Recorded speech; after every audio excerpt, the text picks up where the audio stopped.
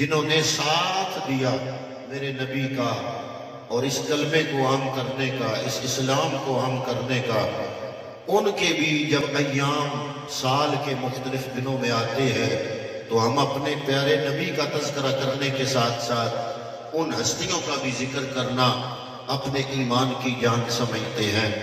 تو چونکہ یہ ماہ مبارک جمادی الثانی ہے اور اس میں میرے نبی کے محبوب، میرے نبی کے یار، میرے نبی کے رفیق، میرے نبی کے رفیق سفر، رفیق قدر، رفیق ہجرت، رفیق غار، رفیق مزار، رفیق مکہ، رفیق مدینہ، رفیق سفر، رفیق قدر، بلکہ زندگی کے ایک ایک لمحے کے رفیق جناب سیدنا صدیق اکبر رضی اللہ تعالیٰ عنہ کے وصال کا مہینہ ہے۔ تو حضور کو خوش کرنے کے لیے حضور کے صحابہ کا تذکرہ کرنا بھی ہم مسلمان اہل سنت والجماعت اپنے ایمانوں کی جان سمجھتے ہیں۔ اور اسی چیز کو سامنے رکھتے ہوئے میں نے آپ کے سامنے قرآن مجید فرقان حمید کی ایک لمبی آیا مبارکہ تلاوت کرنے کی سعادت حاصل کی۔ 10واں پارہ سورہ توبہ۔ اللہ رب العالمین نے اپنے پیارے کا ذکر کیا اور ساتھ ساتھ پیارے کے پیارے کا تذکرہ فرمایا۔ اللہ رب العالمین فرما رہا ہے اِلَّا تَنْصُرُوهُ فَقَدْ نَصَرَهُ اللَّهُ۔ اے کفار، اگر تم نے میرے محبوب کی مدد نہ کی، اِلَّا تَنْصُرُوهُ، اگر تم نے اے کفار، اے لوگو، اگر تم نے آمنہ کے لال کی، تاجدار کائنات کی، باعث تخلیق کائنات کی، وجہ تخلیق کائنات کی، اگر تم نے مدد نہ کی، اِلَّا تَنْصُرُوهُ فَقَدْ نَصَرَهُ اللَّهُ، تم نے مدد نہیں کی تو یاد رکھو اللہ رب العالمین نے خود اپنے محبوب کی مدد فرمائی۔ اِذَا أَخْرَجَهُ الَّذِينَ كَفَرُوا، کب مدد فرمائی؟ جب کافروں نے میرے محبوب کو مکے سے نکلنے پر مجبور کر دیا، جب کافروں نے مکہ سے نکال دیا، اِذْ أَخْرَجَهُ الَّذِينَ كَفَرُوا، جب کافروں نے میرے حبیب کو مکے سے نکال دیا، میرے محبوب کا کام کیا تھا؟ میرا پیغام دینا میرے نبی کی ذمہ داری تھی، کلمہ پڑھانا میرے نبی کی ذمہ داری تھی، اللہ وحدہ لا شریک کی توحید دلوں میں پھیلانا اور پہنچانا میرے محبوب کریم کی ذمہ داری تھی۔ میرے نبی کا اور کوئی جرم نہیں تھا، میرے نبی کا کام یہ تھا کہ اس نے بے شمار بتوں کی پوجا کرنے والوں کو اللہ رب العالمین ایک رب کی طرف بلایا، ایک الہ کی طرف بلایا اور فرمایا کہ اے کائنات والو، کوئی خدا نہیں سوائے اس اللہ کے، اور اس جرم پر مکے والوں نے اتنا ظلم و ستم کیا، میرے نبی کے صحابہ کرام پر اتنا تنگ کیا، اتنا ظلم و ستم کے پہاڑ توڑے کہ اللہ نے اپنے محبوب کو حکم فرمایا، اے میرے نبی، تو نے جو میرا کام کرنا تھا، جو میرے کام کا بیڑا جو تو نے اٹھایا، میرا نام، میری توحید کا سبق جو تو نے کائنات کے ذرے ذرے میں پہنچانے کی ذمہ داری اٹھائی، اے میرے محبوب، اگر مکے والے تنگ کرتے ہیں، ظلم و ستم کرتے ہیں، کبھی بلال کو مارتے ہیں، کبھی حضرت سمیہ کو شہید کرتے ہیں جو اسلام کی پہلی خاتون شہید ہے، کبھی کبھی عمار بن یاسر کے والد حضرت یاسر کو شہید کرتے ہیں، کبھی حضرت خباب کو شہید کرتے ہیں، کبھی کچھ، کبھی کسی صحابی کو پکڑ کے شہید کرتے ہیں، تنگ کرتے ہیں، مارتے ہیں، اے میرے محبوب، تیرے صحابہ بڑے تنگ ہیں، ظلم و ستم کے نشانے پہ ہیں، اے میرے محبوب، میں رب تجھے حکم کرتا ہوں، مکہ چھوڑ کے مدینے کی طرف ہجرت فرما جاؤ۔ اللہ کے محبوب نے جب ہجرت فرمائی تو ہجرت والی رات ایک ذات میرے نبی کے ساتھ تھی، باقی خاندان والے اور باقی تمام جو مسلمان تھے ان کو فرمایا تم ہجرت کر جاؤ، وہ الگ ہجرت کر گئے، لیکن ہجرت والی رات میرے نبی نے اکیلے اپنے یار ابو بکر صدیق کے ساتھ جب ہجرت فرمائی، وہ واقعہ وہ منظر میرا رب قرآن مجید میں بیان فرما رہا ہے۔ سورہ توبہ ہے، 10واں پارہ ہے، اور حضرات محترم سورہ توبہ اور 10ویں پارے کی 40 نمبر آیت ہے۔ اللہ فرما رہا ہے اِلَّا تَنْصُرُوهُ، اگر لوگوں نے مدد نہیں کی فَقَدْ نَصَرَهُ اللَّهُ، اللہ رب العالمین نے مدد فرمائی۔ اِذْ أَخْرَجَهُ الَّذِينَ كَفَرُوا، جب کافروں نے میرے محبوب کو مکے سے نکلنے پر مجبور کر دیا۔ ثَانِيَ اثْنَيْنِ اِذْ هُمَا فِي الْغَارِ، میرا محبوب مکے سے نکلا، مکے سے نکل کے غار تک آئے۔ وہ غار کون سی تھی؟ غار ثور تھی۔ فرمایا ثانیہ اثنین، جب ان دونوں میں سے دوسرا، دونوں میں سے کون؟ دونوں میں سے بولیے، دونوں میں سے کون؟ ثانیہ اثنین، ثانی میں نے دوسرا، اثنین میں نے دو میں سے، ثانیہ اثنین ان دو میں سے، ثانی جو دوسرا تھا۔ حضرات محترم جب دو میں سے دوسرا جناب محمد مصطفیٰ صلی اللہ تعالیٰ علیہ وآلہ وسلم بنے، جب دو بندے ہوں، دو بندے، بات میری طرف توجہ کریں، کان میری طرف کریں، ذہن میری طرف کریں۔ حضرات محترم اللہ تعالیٰ کا فرمان آپ کے سامنے رکھ رہا ہوں۔ رب العالمین فرما رہا ہے ثانیہ اثنین، وہ دو تھے، ان دو میں سے دوسرا۔ یہ دوسرا کون ہے؟ دوسرا ہے جناب محمد مصطفیٰ۔ حضرات محترم جب دو میں سے دوسرا نبی ہو تو ان دو میں سے پہلا کون بنتا ہے؟ بولیے پہلا کون تھا؟ بولیے پہلا کون تھا؟ سارے بولیے پہلا کون تھا؟ صدیق اکبر رضی اللہ تعالیٰ عنہ۔ حضرات محترم جب رب العالمین میرا رب العرش رب لم یزل، خدا رب ہو کر ابو بکر کا تذکرہ قرآن میں فرما رہا ہے۔ حضرات محترم اسے ایک صحابی کا ذکر اس انداز سے میرے رب العالمین نے قرآن مجید میں بیان فرمایا۔ فرمایا ثانیہ اثنین، الفاظ ہیں قرآن کے، میں نے تو صرف آپ کی توجہ کرانی ہے۔ ثانی میں نے دوسرا، اثنین میں نے دو میں سے، ثانیہ اثنین اذ ہما فی الغار، جب وہ دو غار میں تھے، اذ ہما ہو کی ضمیر واحد کی ہے، ہما کی ضمیر تثنیہ کی ہے۔ میرے رب العالمین نے ایک ضمیر میں میرے رب کے قرآن نے ایک ضمیر میں دو ہستیوں کا ذکر کیا۔ فرمایا اذ ہما،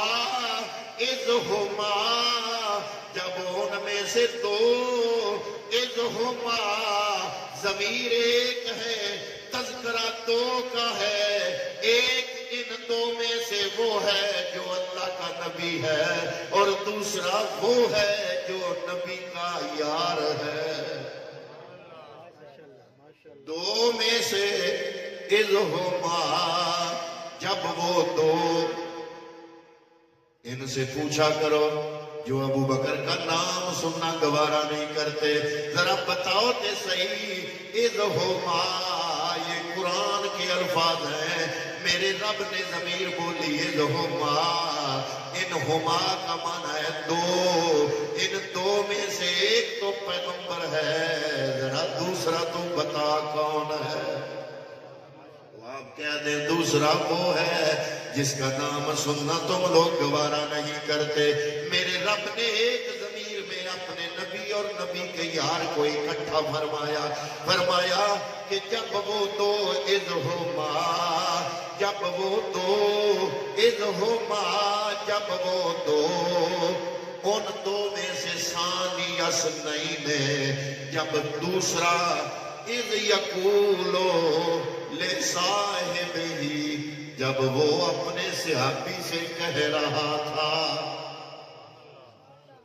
اب ابو بکر کو صحابی کون کہہ رہا ہے؟ اللہ. قرآن. پتہ چلا کہ باقی صحابہ کی صحابیت حدیث سے ثابت ہے. جناب سیدنا ابو بکر صدیق کی صحابیت رب کے قرآن سے ثابت ہے. باقی صحابہ کی صحابیت کا جو انکار کرے وہ حدیث کا انکار کرے گا، اور ابو بکر صدیق کی صحابیت کا انکار جو کرے گا وہ صرف حدیث کا نہیں بلکہ رب کے قرآن کا انکار کرے گا. اور اللہ کے قرآن کا انکار کرنے والا کون ہوتا ہے؟ کافر. حضرات محترم لوگ ہمیں کہتے ہیں کہ آپ ہمیں کافر بناتے ہو. میں نے کہا ہمیں تو شوق نہیں ہے.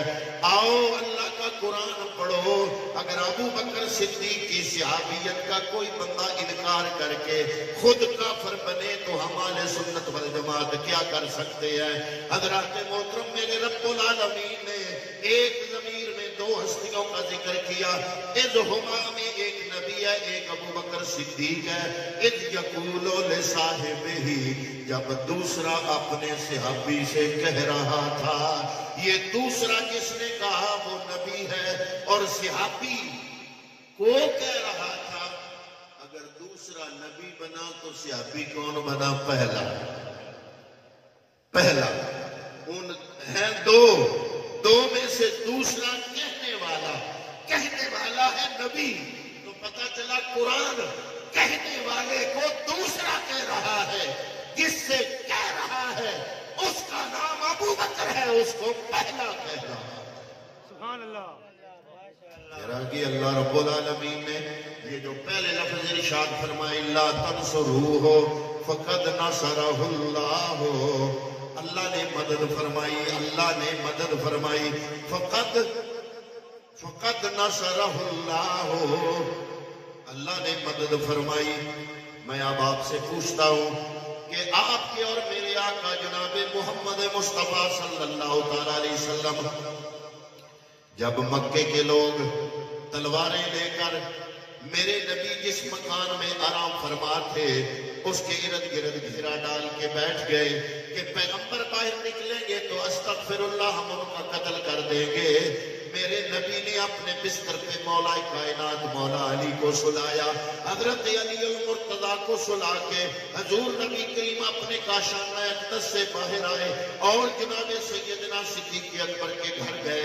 آپ کے دروازے کو دستک دی. حضرت جناب سیدنا صدیق اکبر رضی اللہ تعالیٰ عنہ آپ نے پوچھا من دکل باب، کون کھڑکا کھٹکھٹا رہا ہے دروازہ؟ آنا رسول اللہ، میں محمد الرسول اللہ صلی اللہ علیہ وسلم ہوں. صدیق اکبر نے فوراً دروازہ کھولا اور پیغمبر کو ساتھ لیا. مکے کی گلیوں سے نکلتے کافروں سے بچتے بچاتے جب حضرت ابو بکر صدیق میرے نبی کو لے کے مکے سے نکل رہے تھے ادھر رب فرما رہا ہے فقط نصرہ اللہ. اللہ نے مدد کی. اب میں آپ سے پوچھتا ہوں کہ قرآن کا لفظ ہے ہجرت والی رات نبی کی مدد اللہ نے کی. کیا اللہ نے کھانا دیا؟ کیا اللہ نیچے اتر کے آیا اور نبی کی انگلی پکڑی؟ کیا نبی کو اللہ نے اپنی قدرت سے مکے سے اٹھا کے غیب کر کے غار تک پہنچایا؟ نہیں. وہ رب العالمین جس نے بدر کی جنگ میں 313 میرے نبی کے صحابہ کرام جب 1000 کافروں کے مقابلے میں لڑ رہے ہیں اور اللہ نے فرمایا اے محبوب وَلَقَدْ نَصَرَكُمُ اللَّهُ بِبَدْرٍ، اللہ نے بدر کے میدان میں اے محبوب تمہاری مدد فرمائی۔ تو صحابہ نے پوچھا یا رسول اللہ، اللہ نے کیسے مدد فرمائی؟ فرمایا میرے رب العالمین نے بدر کے میدان میں آسمان سے فرشتے نازل فرمائے۔ پتہ چلا جب بدر کے میدان میں میرے نبی کے غلام کافروں سے جنگ لڑ رہے ہو، تعداد ہو 313، مقابلے میں 1000 ہو، ادھر 5-6 تلواریں، ادھر ہزاروں تلواریں، ادھر اسلحہ کوئی نہ، ادھر اسلحہ بے شمار، ادھر جناب روزے سے، ادھر جناب سیر شدہ، کھایا پیا ہوا اور سیر شدہ، رجے ہوئے لوگ، سیر شدہ لوگ، پیٹ بھرے ہوئے لوگ، اور ادھر 1000 تعداد، ادھر 313 تعداد، ادھر ہزاروں تلواریں، ادھر چند ایک تلواریں، ادھر ہزاروں سواریاں، ادھر چند ایک سواریاں، اور صحابہ پریشان ہوئے یا رسول اللہ اب کیا ہوگا؟ اللہ نے آسمان سے فرشتے نازل فرمائے۔ جب فرشتے نازل ہوئے تو اللہ نے فرمایا قرآن میں وَلَقَدْ نَصَرَكُمُ اللَّهُ بِبَدْرٍ، اے اللہ کے محبوب، اللہ نے جو بدر میں فرشتے بھیجے تو رب العالمین نے فرمایا کہ اے میرے محبوب ان فرشتوں کا آنا یہ اللہ کی مدد تھی۔ سبحان اللہ، ماشاءاللہ، اللہ اکبر، نعرہ تحقیق، نعرہ حیدری، تاجدار ختم نبوت۔ میری بات آپ سمجھ نہیں رہے یا غور نہیں کر رہے؟ سردی کا موسم ہے، آپ کی ساری توجہ موسم کی شدت پہ ہے، میری بات کی طرف نہیں۔ میں کہتا ہوں جب بدر کے میدان میں 1000 مقابلے میں کافر ہوں، 1000 تلواریں ہوں، ادھر 313 ہوں، 6 تلواریں ہوں، ادھر ہزاروں سواریاں ہوں، ادھر 8 گھوڑے ہوں، ادھر جناب بے شمار ذرے ہوں، ادھر چند ایک ذرے ہوں، ادھر جب دل لوگوں کے پریشان ہو جائے، میرا رب فرشتے بھیجے آسمان کی طرف سے، اور فرشتے بھیج کے فرمائے اللہ کا قرآن پڑھو۔ رب قرآن میں فرمائے وَلَقَدْ نَصَرَكُمُ اللَّهُ، اے محبوب یہ جو بدر میں فرشتے آئے تھے، یہ فرشتوں کا آنا یہ اللہ کی مدد تھی۔ سبحان اللہ، فرشتوں کا بدر میں آنا کس کی مدد تھی؟ اللہ کی۔ میں کوشش تو کر رہا ہوں میں اور سلیس بناؤں۔ بدر میں 313 جب گھبرا گئے، 1000 کافر مقابلے میں، اللہ نے فرمایا محبوب میں فرشتے نازل کرنے لگا ہوں۔ فرشتے نازل ہوئے، اللہ نے قرآن مجید میں فرمایا وَلَقَدْ نَصَرَكُمُ اللَّهُ بِبَدْرٍ، اے محبوب جب بدر میں صرف 313 تھے اور مقابلے میں 1000 تھے، آسمان سے فرشتے آئے، اللہ نے جو فرشتوں کا نزول فرمایا اس کے بارے میں قرآن بولا، فرمایا فرشتوں کا آنا یہ کس کی مدد تھی؟ بولو کس کی مدد تھی؟ اب آ جاؤ مکے میں ہجرت کی رات، کافر سارے نبی کے گھر کا گھیراؤ کیے بیٹھے، مولا علی نبی کے بستر پر، میرا نبی مکے سے نکلے، ابو بکر ساتھ، اپنے کاشانے سے نکل کے ابو بکر کے گھر آئے، ابو بکر کو ساتھ لیا۔ اب میں آپ سے پوچھتا ہوں کہ ہجرت کی رات مکے سے لے کے غار ثور تک ساتھ نبھانے والا کون تھا؟ بولو ابو بکر صدیق۔ جب محبوب کے پاؤں سے خون نکلا، کندھے پہ اٹھانے والا کون تھا؟ صدیق اکبر۔ کبھی آگے کبھی پیچھے، کبھی دائیں کبھی بائیں، چلنے والا کون تھا؟ نبی کو مکے سے نکال کے غار ثور کی بلندی تک پہنچانے والا کون تھا؟ گویا اللہ فرما رہا ہے، اب آؤ اس لفظ کی طرف، فرمایا ابو بکر جو تیرے ساتھ تھا، اے محبوب فقط نصرہ اللہ، ابو بکر کی مدد اصل میں اللہ کی مدد تھی۔ سبحان اللہ، نعرہ تکبیر نعرہ رسالت صحابہ رسول میں جو کسی کی مدد کروں مدد میں اور وہی آ جائے اللہ فرمائے کہ یہ میں نے کی ہے، اس مدد کرنے کا کتنا مقام بلند ہوگا۔ میرے بات کرنے کا مطلب یہ ہے کہ تیرا میرا آقا جب مکے سے نکل رہا ہے، وہ گھر جس کے ارد گرد کافروں نے پہرا دیا ہوا ہے، ننگی تلواریں ہیں، انتظار کر رہی ہیں نبی باہر آئے، ہم ان کو قتل کریں نعوذ باللہ۔ نبی وہاں سے نکلے، ابو بکر کے دروازے پہ آئے، ابو بکر کو ساتھ لیا، مکے کی گلیوں سے نکلتے ہوئے، کافروں کی آنکھوں سے بچتے بچاتے ہوئے، حضرات محترم مکہ سے لے کر غار ثور تک پہنچانے والا، ہر دم ساتھ نبھانے والا، قدم قدم پہ ساتھ چلنے والا اگر ابو بکر صدیق کو تو رب العالمین قرآن میں فرمائے ابو بکر جو دائیں تھا بائیں تھا، آگے تھا پیچھے تھا، اے میرے نبی ابو بکر کا ہجرت کی رات تیری مدد کرنا فقط نصرہ اللہ ہو، یہ ابو بکر کی مدد نہیں ہے، یہ رب کائنات کی مدد ہے۔ نعرہ تکبیر، نعرہ رسالت، نعرہ تحقیق، نعرہ حیدری، گلی گلی نگر نگر، ابو بکر گلی گلی نگر نگر، گلی گلی نگر نگر۔ صدیق اکبر رضی اللہ تعالیٰ عنہ ہجرت کی رات میرے نبی کے ساتھ ساتھ ابو بکر کا نبی کا ساتھ دینا، مدد کرنا، نصرت کرنا، اللہ تعالیٰ نے ان لفظوں میں بیان فرمایا لقد نصرہ اللہ فقد نصرہ اللہ، اے میرے محبوب یہ ابو بکر کی معیت، یہ ابو بکر کا ساتھ، یہ ابو بکر کی مدد کرنا، یہ ایسے نہیں ہے بلکہ ابو بکر کی مدد حقیقت میں رب کائنات کی مدد ہے۔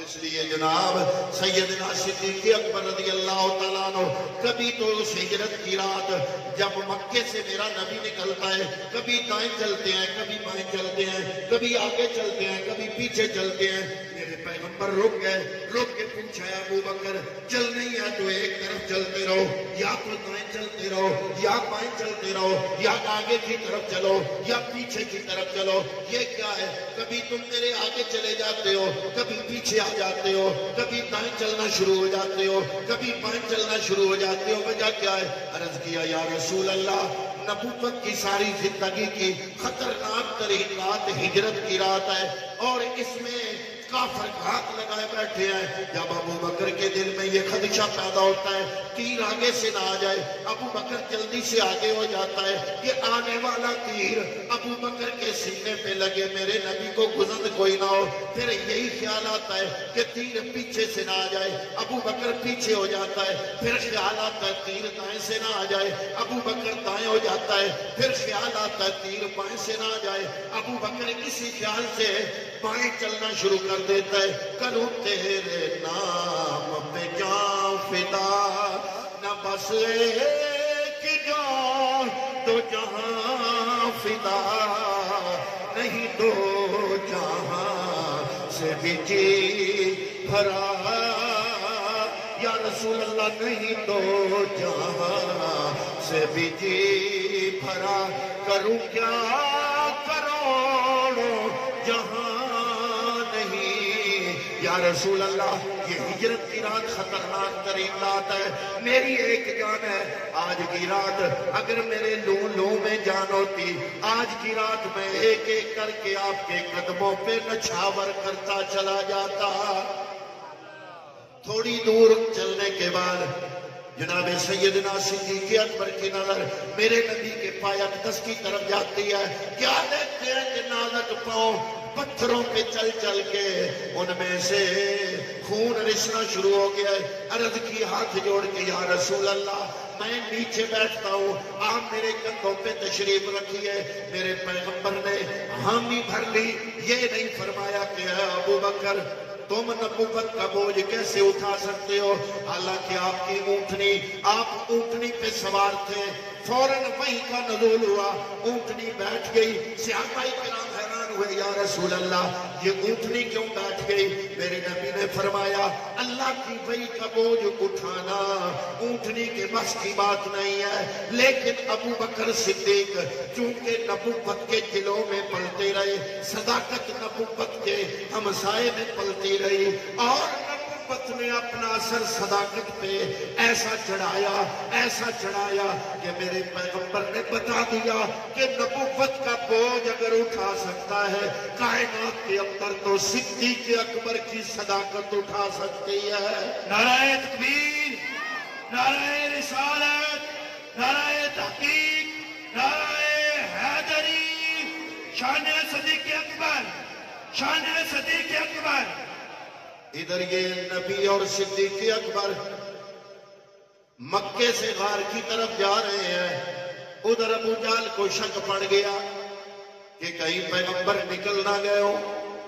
سحری کا وقت ہوا، اس نے جھانک کے دیکھا کہ پیغمبر کے بستر پہ تو مولا کائنات مولا علی المرتضیٰ سوئے پڑے ہیں۔ جب علی المرتضیٰ کو دیکھا فوراً اندر گیا، پوچھا اے علی کیا تو سو رہا تھا؟ نبی کدھر ہے؟ میرے علی المرتضیٰ شیر خدا فرماتے ہیں کہ پیغمبر تو کب کے ہجرت کر گئے، مکہ چھوڑ گئے، مدینے چلے گئے۔ دوڑا سٹپٹایا ہوا ابو جہل، بدحواس ابو جہل دوڑتا اس کے بھی ذہن میں تھا کہ اگر نبی اپنے کاشانے پہ نہیں ہوگا تو کہاں ملے گا؟ پیغمبر اگر اپنے گھر نہیں ملیں گے تو کہاں ملیں گے؟ ابو جہل کو بھی پتا تھا، بدحواسی میں دوڑتا حضور نبی کریم کو تلاش کرتا جناب سیدنا صدیق اکبر کے دروازے پہ آیا، دروازہ کھٹکھٹایا، حضرت اسماء نے دروازہ کھولا، پوچھا کہ تیرے باپ کہاں ہیں؟ انہوں نے کہا کہ میں نہیں بتاتی کہ کہاں ہے، میں نہیں بتاؤں گی کہ کہاں ہے۔ ابو جہل نے تھپڑ مارا حضرت اسماء رضی اللہ تعالی عنہ جو کہ سیدنا صدیق اکبر کی بیٹی تھی۔ حضرت اسماء آپ کے چہرے پہ تھپڑ مارا، آپ نے تھپڑ کھایا اور فرمایا چاہے میرے جسم کی موٹی کر دے، میں نہیں بتاؤں گی کہ جناب محمد مصطفیٰ کہاں گئے ہیں۔ سبحان اللہ۔ یہ مدد اللہ کی تھی۔ فرمایا فقط نصرہ اللہ۔ ابو جہل کا ابو بکر صدیق کے دروازے سے مایوس واپس لوٹنا۔ اللہ کا قرآن کہتا ہے فقط نصرہ اللہ۔ اے خانوادہ صدیق، اے صدیق کے گھر والوں، جو تم نے میرے نبی کی مدد کی، یہ تمہاری مدد نہیں ہے بلکہ یہ رب کائنات اپنی مدد فرما رہا ہے۔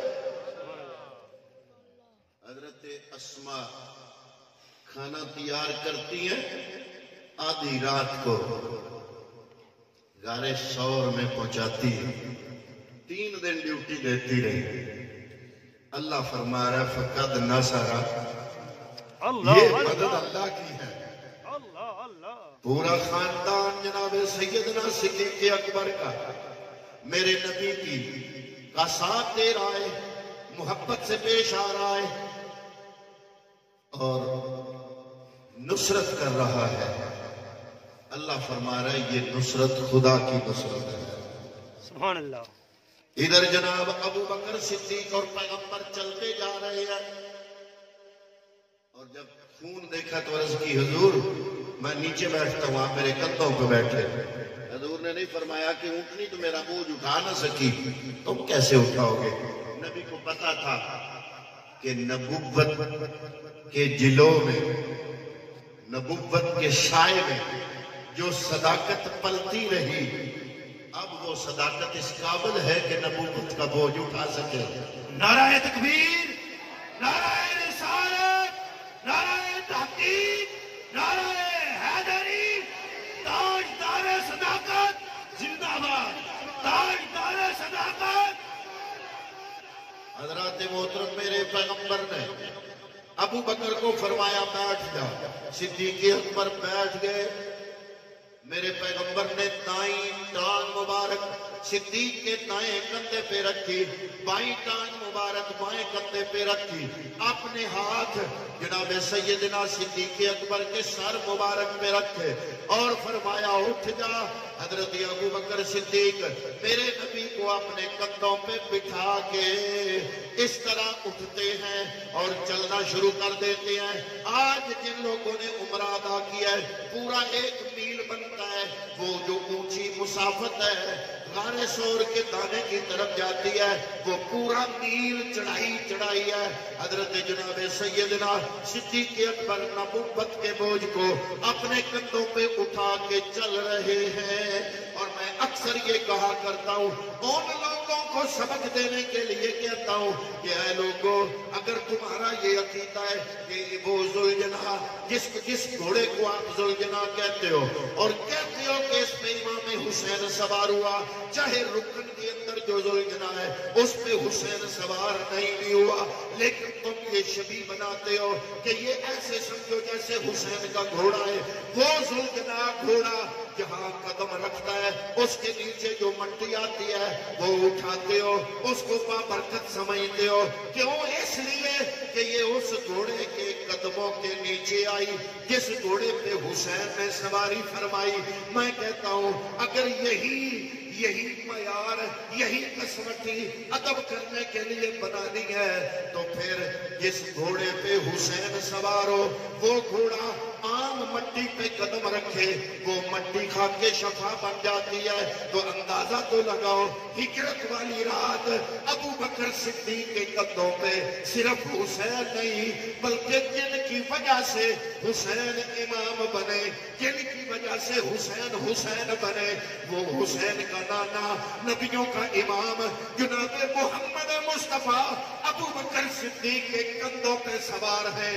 اگر ادھر تمہاری عقیدت کا معیار یہ ہے کہ جس گھوڑے پہ حسین سوار ہو جائے اس گھوڑے کے پاؤں کے نیچے آنے والی مٹی بھی تمہارے لیے خاک شفا بنتی ہے، پھر اس ابو بکر کی شان کا کیا عالم ہوگا کہ ہجرت کی رات جس کے کندھوں پہ حسین نہیں، حسین کا نانا